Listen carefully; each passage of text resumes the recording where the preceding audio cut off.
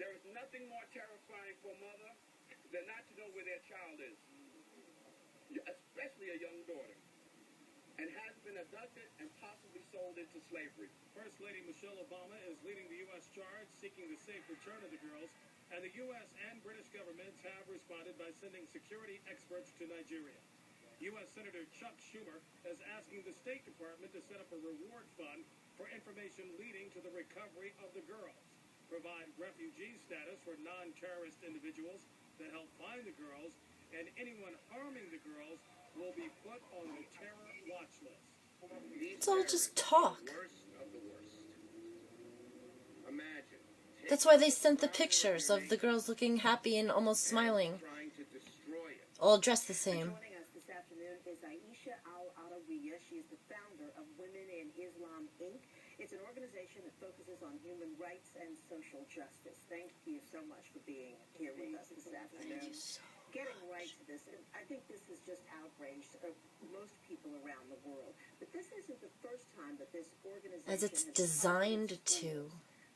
But it's the first time Are they've you really taken this stupid? these girls. What's going on here? Is this what some have suggested is an intensification of this campaign they have against, educating women? Oh, Jesus. I think that there is a lack of clarity and certainly bearing on the part of the head of the organization itself.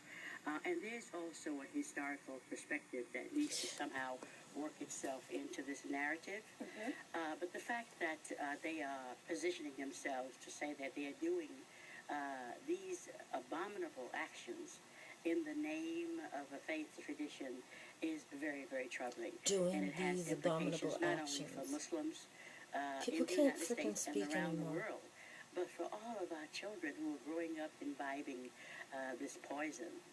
Doing these So they have actions. been on the radar screen. They were not always violent, and it has escalated. Committing And again, to capture innocent children and hold them for ransom and A lot of people are asking the question, too many what big is words it they for want? the On audience. the one hand, I think one of the first Like reportings committing was is a they were big threatening word. to sell these girls off as slaves. And then recently they have been talking about perhaps using them to trade for some political prisoners. What is the end It game couldn't here in be your just estimation? Well, talk I think that the target moves as to they get see attention. they have leverage.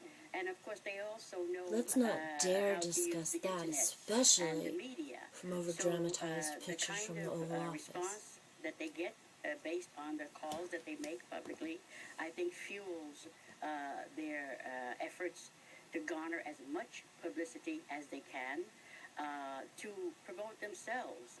And I think, frankly, they don't have the kind of positioning that they're really claiming. But my concern is that the girls are returned safely. Do you think that they will be found and returned to their families? I think that's what everybody wants to know and wants to see happen. And of course this woman knows the answer to that question. Are you fucking kidding me? The public are speaking around It's like they this issue. create the I'm drama. cautious because I do And they want those seem girls to really believe to it. be returned to their parents safely. And if it means giving them their political prisoners or whatever they are calling them, whatever. however they are defining them, I'm all for doing it because the girls should be with their families. I know one of the questions many Thanks people for here reminding raised everybody is where the why girls is should it be. that the Nigerian government seemingly responded so slowly and even from what we understand, rejected From what you were offers of told, aid you mean. early on. Well, we know that there have been these, Nigeria was colonized by the British, and the North has really been impoverished for a very long time. So things happen when people are poverty-stricken, hopeless, and all kinds of things that happen in their lives. And they also have grudges about how other people are treated on the other side. So they were reluctant to offer that help. I think that Nigeria has also been trying to contain this for perhaps too long. But I must say also that I hear calls for intervention, Western intervention, American intervention, and I don't think that that's a good idea. I support support mechanisms on the ground in terms of intel and that kind of thing, but military intervention, which is what we usually do, I don't think would be a smart idea. So I think the last question I have for you is, this has been big social media campaign, Bring Back Our Girls, and you've suggested that perhaps all of this publicity in some way has helped fuel these extremists. What can we do here and elsewhere to try to help them get those girls back to their families? Well, I think that we should continually push on the Nigerian government.